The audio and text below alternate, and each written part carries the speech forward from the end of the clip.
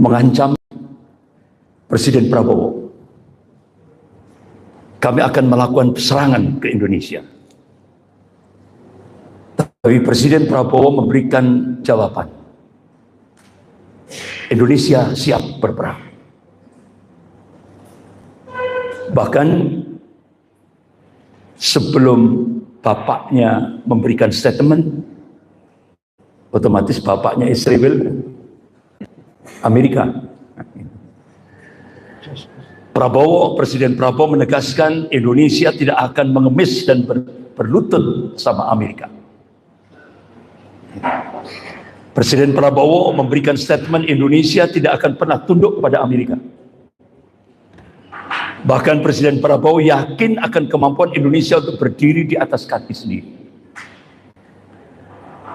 Ternyata kroni-kroni Israel mulai bergerak. India, Australia mulai masuk senjata ke separatis OPM. Nah, tapi Masya Allah, Prabowo mengeluarkan statement yang cukup keras terhadap India. Ya. Sehingga akhirnya, Masya Allah, walaupun 15 pangkalan militer Amerika sudah mengelilingi Indonesia, yang remote-nya ada di Darwin, Australia. Sementara 10 tahun kemarin, Mr. Mulyono memberi karpet merah untuk membangun markas militer Cina di Natuna. Ini kondisi danger. Tapi alhamdulillah, lobby Presiden Prabowo, beliau sampai tidak menghadiri acara G7, beliau fokus ke Rusia. Alhamdulillah, kapal selam nuklir paling canggih milik Rusia digerakkan ke perairan Indonesia untuk mengimbangi kekuatan Amerika maupun Cina. Alhamdulillah. Tapi yang mengejutkan kita, kenapa Israel tidak jadi nyerang Indonesia? Padahal statement Presiden Israel, kami akan bombardir Indonesia, ya kan? Kami akan serang Indonesia. Perdana Menteri Benyamin Netanyahu. Kenapa kok nggak jadi?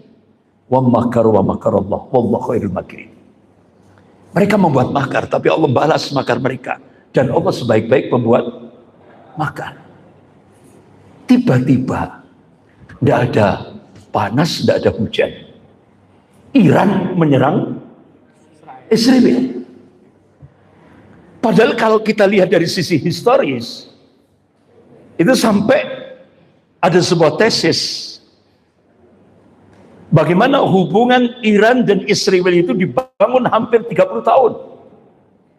Sejak 1948 sampai puncaknya, yaitu memuluskan revolusi Syiah Iran pada masa Khomeini.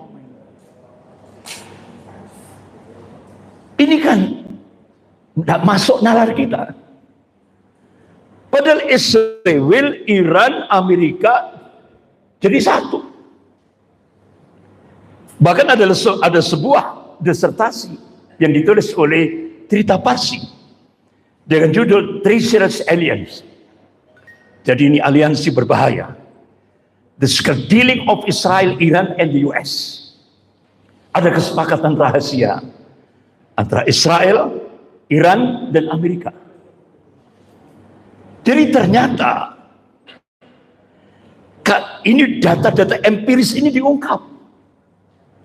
Bagaimana kerjasama antara Iran, Israel, Amerika menghancurkan sebuah negara yang berdaulat, yang waktu itu dipimpin oleh Saddam Hussein. 37 negara sekutu Amerika membombardir Irak. Ini kerjasama antara Iran, Israel, dan Amerika. Hampir kurang lebih 70.000 umat Islam Ahlus Sunnah di Irak dibantai dengan cara-cara yang sangat biadab. Terlebih di kota Fallujah, itu tempat Ahlus Sunnah. Imam-imam masjid dibor pakai bor listrik, kepalanya, dadanya, ini. Tiap masjid dihabisi. Tidak hanya jamaah masjid, door to door. Puncaknya dini hari, Amerika menjatuhkan bom kimia lewat pesawat. Sehingga ba'da subuh ribuan umat Islam di kota Fallujah tewas mengenaskan dengan kondisi kejang-kejang karena zat kimia. Sehingga ulama-ulama Al-Haramain, ulama dari Yaman, Syekh Abdul Majid Al-Jilani, Allahumma yarham, minta kepada seluruh dunia Islam mensupport umat Islam Ahlus Sunnah di Irak. Tidak tahunya setelah itu Iran, Israel, Amerika kerjasama setelah Irak berhasil Saddam Hussein berhasil dieksekusi. Irak oleh Amerika dan Israel diserahkan kepada Iran, yang langsung kuncinya diterima oleh Presiden Iran Ahmadinejad. Selesai. Muncul lagi kerjasama Iran, Israel, Amerika. Kembali lagi menghancurkan kaum muslimin yang ada di Suriah. Hampir 500.000 umat Islam Ahlus Sunnah dibantai dengan cara yang sangat biadab. Belum lagi kerjasama Iran, Israel, Amerika membantai kurang lebih sekitar 30.000 umat Islam yang ada di Lebanon, 25.000 umat Islam yang ada di Yaman. Ini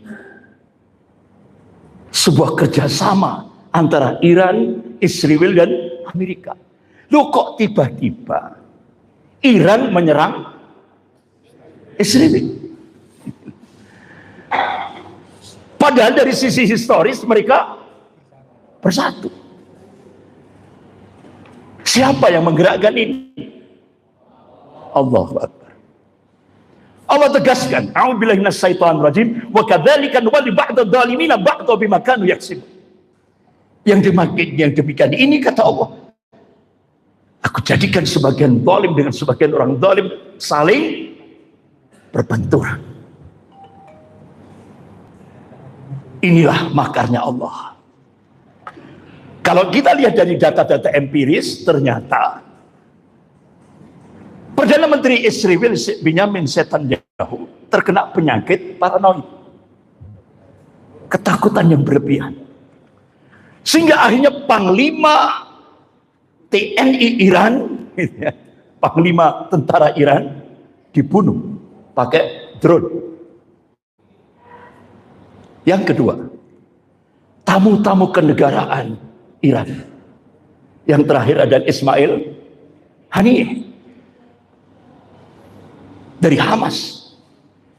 Itu tidak lepas daripada operasi intelijen Mossad. 2 bulan sebelum kejadian itu, intelijen Mossad sudah pasang bom di hotel itu. Sehingga ini benar-benar melecehkan kedaulatan Iran. Yang terakhir, tiba-tiba Perdana Menteri Israel terkena lagi penyakit paranoid, sehingga dia perintahkan pasukan elitnya untuk membunuh pakar-pakar nuklir Iran. Sehingga akhirnya terjadilah balas dendam. Ini makarnya Allah ini. Oleh karena itu bagaimana kita? Rasulullah SAW memberikan arahan. Kalau kita hidup di akhir zaman ini akan dipenuhi dengan fitnah-fitnah akhir zaman. Kalau kita ingin selamat, yang pertama, al-mubaddirah bi'amal, bersegera beramal soleh. Yang kedua, at-tamassuk bis sunnah, berpegang pada sunnah Rasulullah SAW. Yang ketiga, ar-ruju' ilal ulama, kembali ke ulama. Yang keempat, kuatkan kesabaran. Yang kelima, doa. Masya Allah, Imam Malik rahimahullah, beliau menegaskan sunatullah, poros kedzaliman akan dihancurkan oleh poros kedzaliman. Ini sunatullah. Imam Malik punya basirah, ketajaman mata hati. Allah akan balas keduanya. Poros kedzaliman akan dihancurkan oleh poros kedzaliman. Oleh karena itu Syekhul Islam Ibnu Taimiyah rahimahullah, kalau sudah dua poros kedzaliman sudah berperang, umat Islam harus bergembira, duduk manis dengan mengucapkan kalimat tahmid, alhamdulillahirabbil alamin. Skop global maupun skop nasional sama. Kalau skop global itu tadi, kalau skop nasional Petro jadi ratu. Sehingga 10 tahun ketika Petro jadi ratu, orang waras itu hum qalilun, sedikit sekali orang waras. Yang paling banyak orang gila selama 10 ketika Petro jadi ratu. Akhirnya apa yang terjadi sekarang? Petro, Gareng, Bagong saling bertarung. Apalagi semua dokumen kejahatan Petro sudah diserahkan ke gengnya Bagong. Sudah diserahkan? Sudah. Sementara Betoro Kresno ini Pak Jenderal Tri Sutresno berhasil memprovokasi, rubah sistem, kembali ke Undang-Undang Dasar 1945. Kembalikan itu 10 juta rakyat Cina daratan, kan itu sangat membahayakan bagi NKRI. Batalkan proyek PIK, karena itu negara di dalam negara, termasuk Rempang Galang. Dan yang poin ke-8, makjulkan Fufufava. Kan ini konstitusional. Sudah. Akhirnya sekarang yang kita saksikan, Petro, Gareng, Bagong semakin keras pertarungannya. Oleh karena itu kita ulama umat Islam purnawirawan duduk manis sambil ngopi. Ucapkan kalimat tahmid, alhamdulillahirabbil alamin. Allah tegaskan, ya kan? Allah sudah menegaskan dalam surah Al-Fat ayat 23. A'udzubillahi minasyaitonir rajim. Sunnatullahi allati qad khalat min qabl wa lan tajid sunnahi tabdila.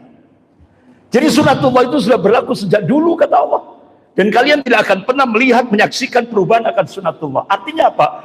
Allah menegaskan sejarah akan berulang. Ya. Kalau dulu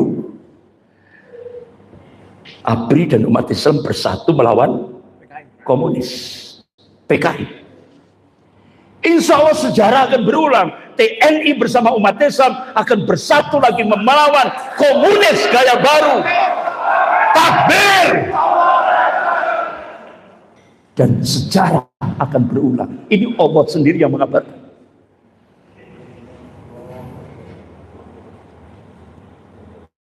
Masyaallah muslimin rahimakumullah. Saya percepat karena waktunya terbatas. Ini sebagai muhasabah, introspeksi saat Indonesia dicengkeram oleh imperialisme Amerika. Ada 4 lembaga yang digunakan oleh imperialisme Amerika untuk menghancurkan umat Islam di Indonesia. Yang pertama, National Intelligence Council, Dewan Intelijen Nasional Amerika, yang menaungi 15 negara. Dia melakukan riset dan hasilnya bulan Desember 2004 dipublish.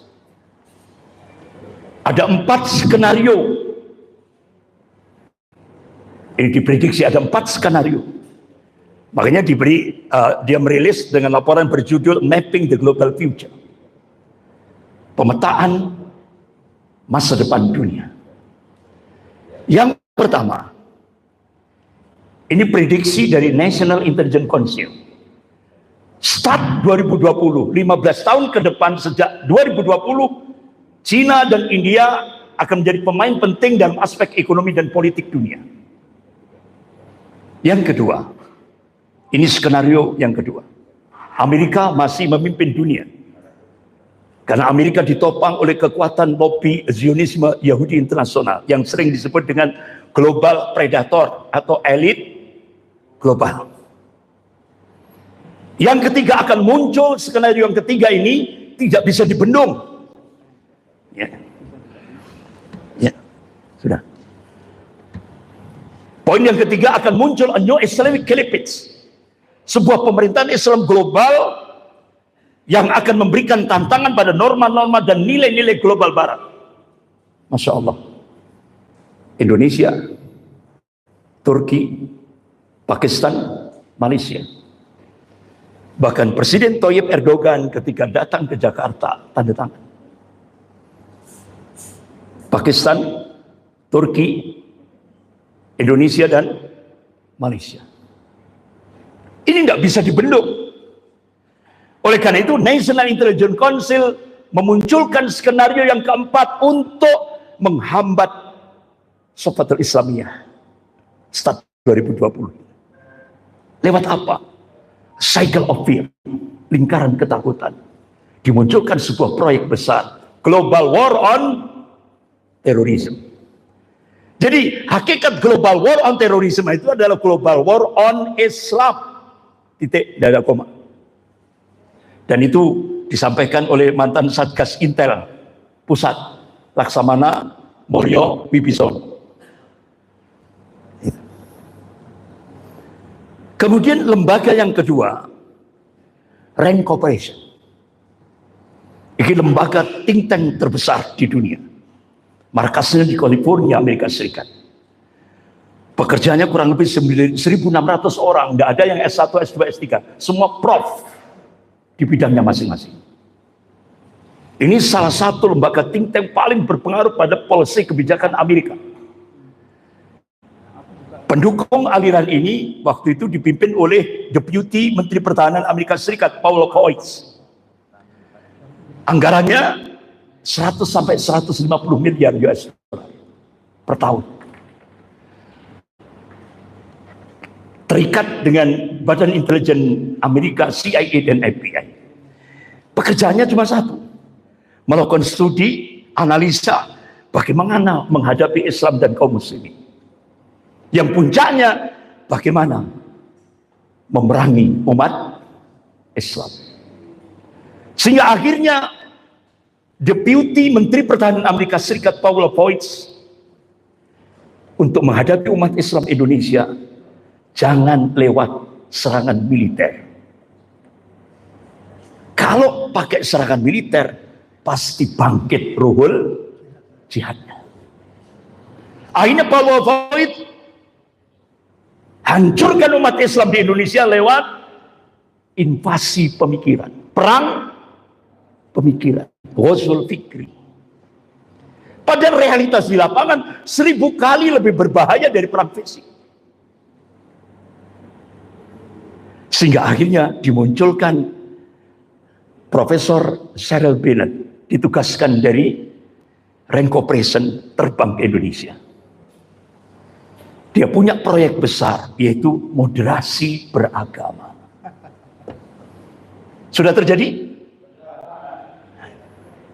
Sampai puncaknya lahirlah Islam Nusantara. Sudah berhasil? Sudah. Ini cikal bakalnya di sini. Dari Rand Corporation. Kemudian lembaga yang ketiga, The Asia Foundation dan The Ford Foundation. Ini ternyata pusatnya di Jalan Aditya Warman nomor 40 Jakarta Selatan. Jakarta Selatan.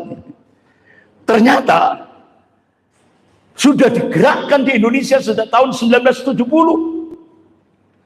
Sampai saya buka webnya, ada 30 ormas Islam lengkap, nama tokohnya, nama ormasnya, alamatnya, berapa US dollar yang dia terima.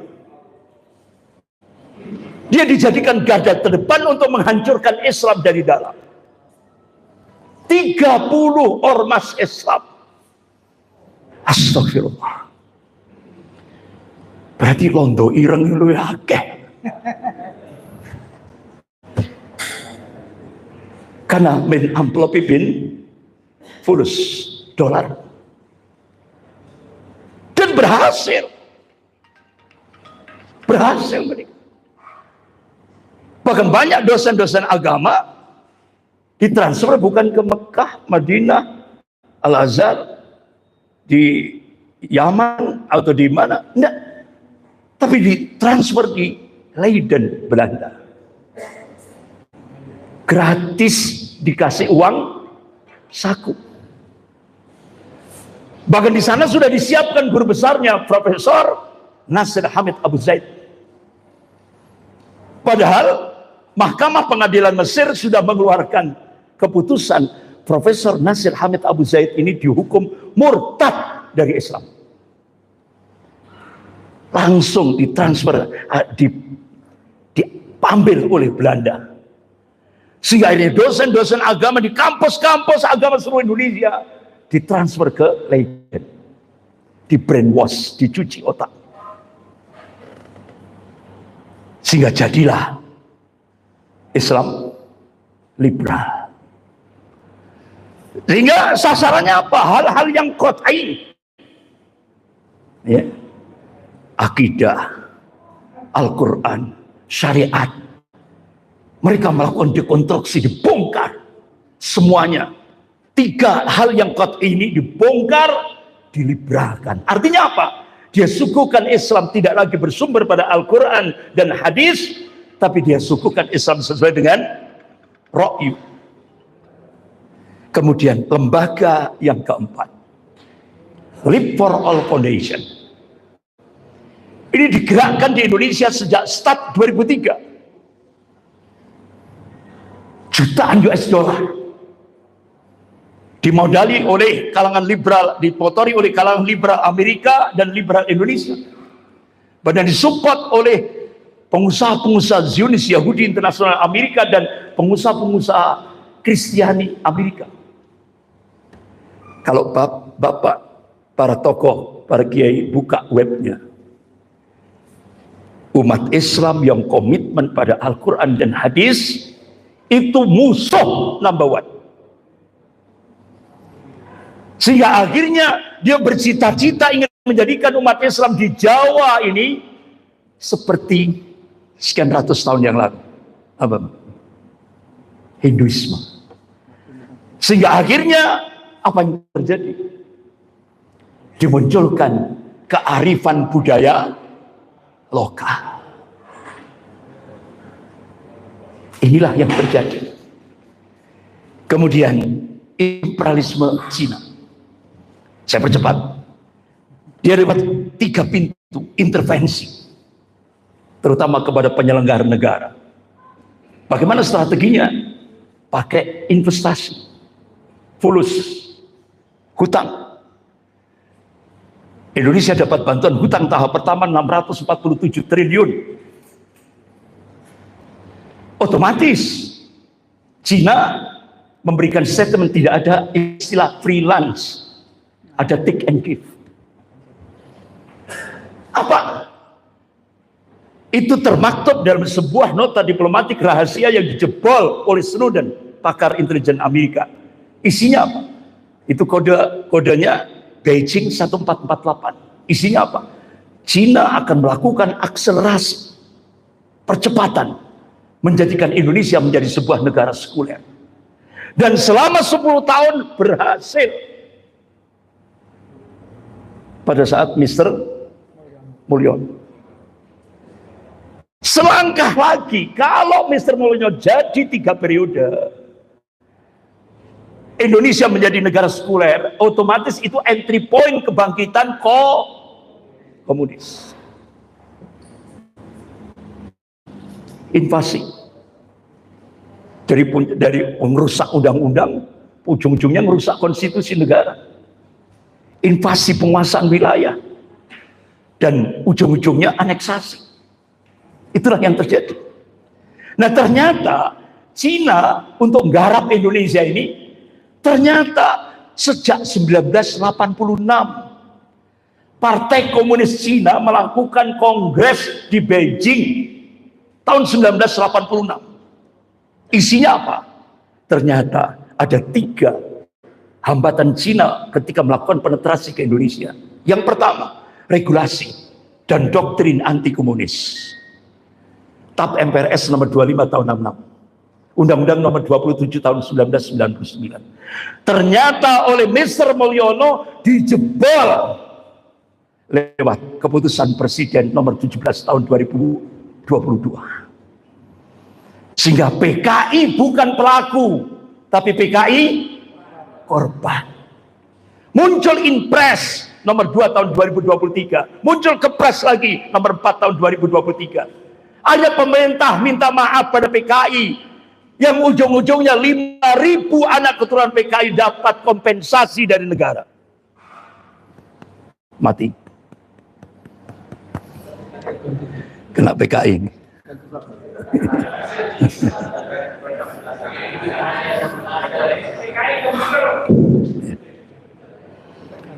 Kemudian yang kedua, positioning Pancasila sebagai musuh komunis jebol oleh Mr. Mulyono. Lewat apa? Ternyata hampir 25 tahun pasca Mei 98, kader-kader komunis di seluruh Indonesia bergerak semuanya secara silent. Bedanya apa? Kalau dulu mereka melakukan fisik, serangan fisik kepada umat Islam dan TNI. Sekarang mereka penguasaan pemerintahan dan parlemen. Sehingga akhirnya 2012 mereka sosialisasi ketuhanan yang Maha Esa diganti dengan ketuhanan yang berkebudayaan. 2013 Pancasila, ini sosialisasi, Pancasila diganti dengan Trisila, Ekasila. 2014 gol semuanya. Parlemen hampir 200 lebih anggota DPR RI sudah dikuasai oleh kader-kader komunis. Bahkan Ketua Komisi 9 DPR RI dipegang oleh tokoh Gerwani, Dr. Ripka Septani. Jadi Ketua Komisi 9 DPR RI. Ya. Sehingga akhirnya apa yang terjadi? Undang-undang HIP lolos. Muncullah keputusan Presiden nomor 24 tahun 2016, Peraturan Presiden nomor 7 tahun 2018, Undang-Undang nomor 11 tahun 2019, sampai rancangan Undang-Undang HIP. Sampai puncaknya Presiden adalah sumber segala sumber hukum, bukan lagi Pancasila. Jadi bahayanya rancangan Undang-Undang HIP itu, yang pertama dia adopsi manifesto PKI sebagai ideologi negara. Dia turunkan derajat Pancasila dari inti Undang-Undang Dasar 45 hanya menjadi sekelas undang-undang biasa. Dia peras Pancasila dari Trisila, Ekasila.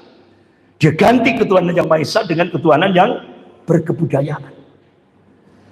Dan akhirnya mengkerangkeng Pancasila dalam tafsir tunggal rezim rasa PKI. Kemudian tantangan yang ketiga, sikap anti komunis umat Islam di Indonesia itu dijebol oleh Mr. Mulyono dengan strategi divide et impera. Sudah terjadi? Kiai diadu domba dengan habaib,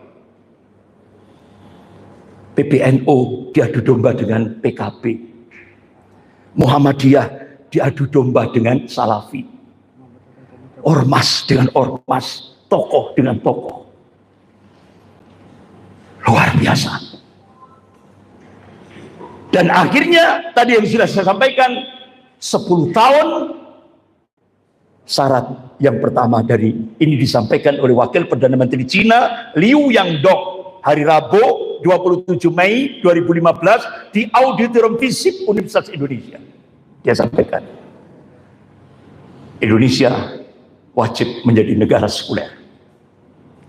Syarat yang kedua, 10 juta rakyat Cina daratan wajib masuk ke Indonesia. Sehingga akhirnya, ya Allah, bagaimana posisi Cina di Indonesia? Nggak usah saya sebut satu persatu, tambah sumpek. Ngeri lagi.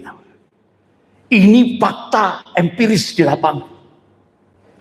Bahkan sejak ini disampaikan hasil riset daripada Mayor Jenderal TNI Hartomo, ex Kepala BAS, start 1999 anak-anak PKI dimasukkan ke Brimob. Anak-anak PKI dimasukkan ke Brimob. Nah, dari Brimob, salah satu sembilan naga, James Riyadi, mengajukan proposal yang akhirnya eksekutornya adalah Densus 88. Siapa yang dijadikan korban? Umat Islam. Ini. Bahkan pembentukan satuan pembantai ini benar-benar fakta di lapangan. Bahkan terbongkarnya latihan tempur Brimob dengan senjata berat menyaingi TNI itu sudah sejak 2015 sampai 2019 terdetek. Impor senjata yang terbongkar oleh BAS itu sejak 2016 sampai 2019. Bahkan ada salah satu komandan tentara merah mati di sebuah apartemen di Jakarta. Nggak taunya setelah diselidiki itu di dalam apartemen itu banyak senjata-senjata berat. Langsung saya percepat. Jenderal Purnawian Sutioso, beliau memberikan warning. Tolong 10 juta rakyat Cina daratan itu segera dideportasi. Karena ini sangat membahayakan bagi NKRI. Di Jawa Timur, markas tentara merah di mana? Ada yang dari Lumajang. Ada yang dari Lumajang. Tidak hadir. Itu markas tentara merah itu ada di Tempeh, Lumajang. Bahkan ketika terjadi kebakaran di Kapasan, di sebuah kelenteng di Surabaya, muncul 2 tentara merah. Ketika evakuasi 2 truk senjata AK-47 M16. Luar biasa. Makanya Menteri Pertahanan waktu itu yaitu Jenderal Riamizat Riyakudu, kita patut curiga. Kalau ada pejabat ngomong PKI tidak ada, mungkin dia adalah PKI atau pendukung PKI.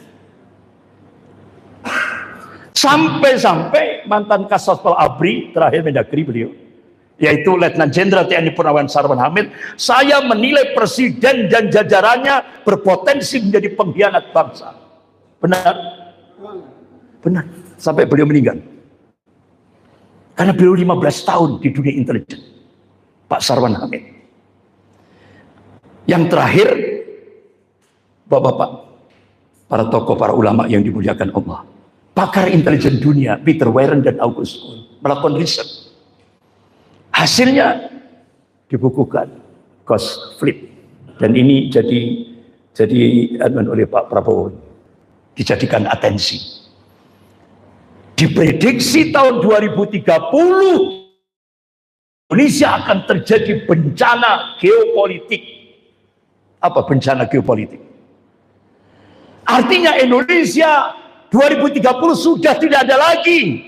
Yang ada adalah Indo-Cina. Siapa yang berperan? Mafia Taipan 9 dan komunis Cina. Oleh karena itu, alhamdulillah, kita bersyukur Pak Prabowo melakukan operasi intelijen Sandi Yuda. Beliau panggil salah seorang ulama dari Jawa Timur. Dan kondisinya face to face. Tidak ada orang. Pak Prabowo komunikasi cukup dengan tulisan. Karena kanan kiri ada penyadap. Tulisan yang pertama, saya siap jadi lilin. Apa siap jadi lilin? Saya siap dicaci maki. Saya siap dijelek-jelekkan. Yang penting NKRI selamat. Terus tulisan yang kedua enggak saya sampaikan, soalnya ini khawatir bocor. Tulisan yang kedua ini, alhamdulillah ternyata hak. Tujuannya apa? Pak Prabowo melakukan operasi intelijen Sandi Yuda. Yang pertama, beliau ingin tahu bagaimana rencana strategi Mr. Mulyono. Bagaimana roadmap-nya Mr. Bagaimana formasi kekuatan Mr. Mulyono. Itu. Semuanya itu dalam rangka untuk penyelamatan NKRI. Makanya tadi kan sempat diungkap oleh Bang Edi. Hidup Jokowi.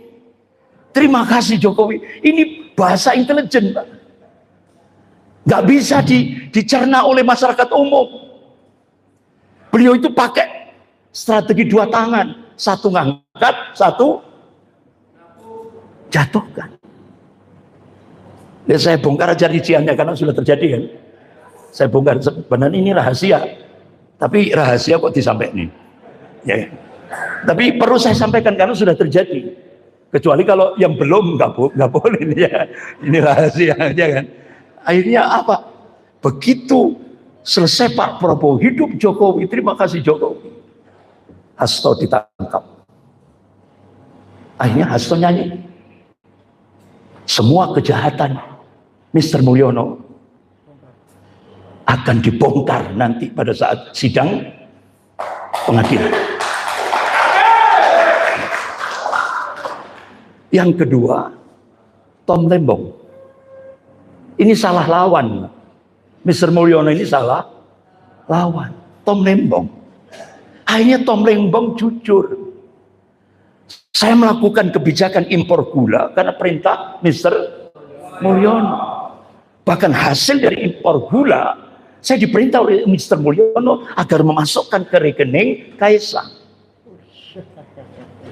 Sehingga 1% rupiah pun saya tidak menerima.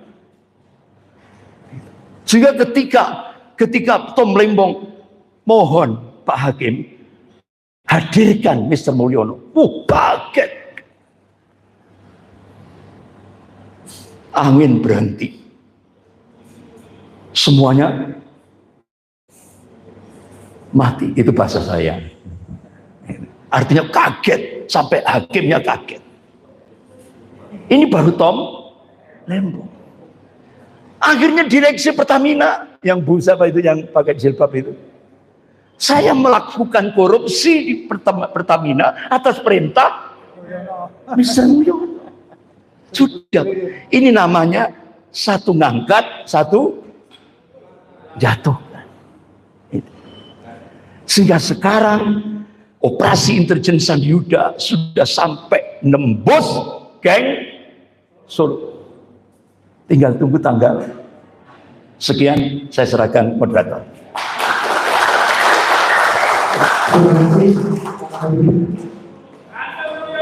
Waktunya sangat panjang. Tadi tapi menarik untuk didengarkan.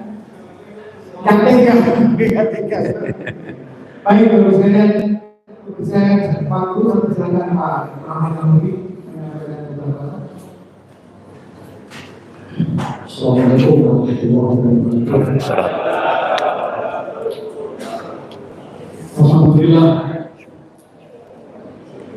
Para yai, para ulama, para tokoh, para purnawirawan yang kami hormati. Sebenarnya sesi saya itu sesi setelah diskusi.